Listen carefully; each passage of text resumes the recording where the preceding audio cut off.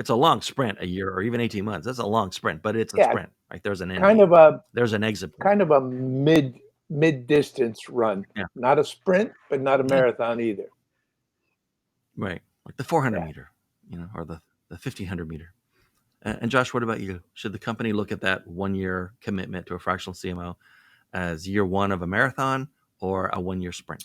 The way I look at it is it's not necessarily a marathon or a sprint.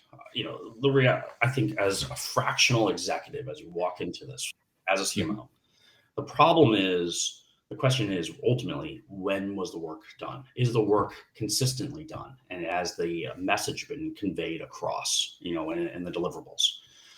That's hard to do, by the way, if you're just sprinting all the time. Now they talk about, in technology terms, they have things like scrums and sprints and things like that, which are like usually a 3-month periods.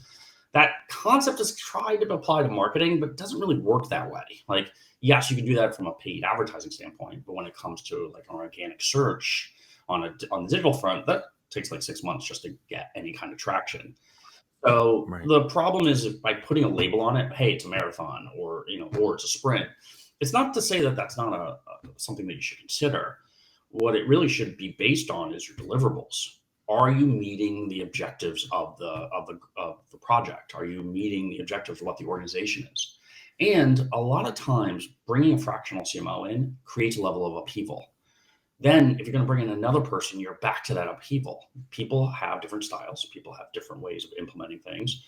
And, as CMOs get rotated out, you may lose that momentum, or you may lose the directive that was done. So, what I always say to people is you have to look at it like, okay, what's the end goal here? Define the end goal.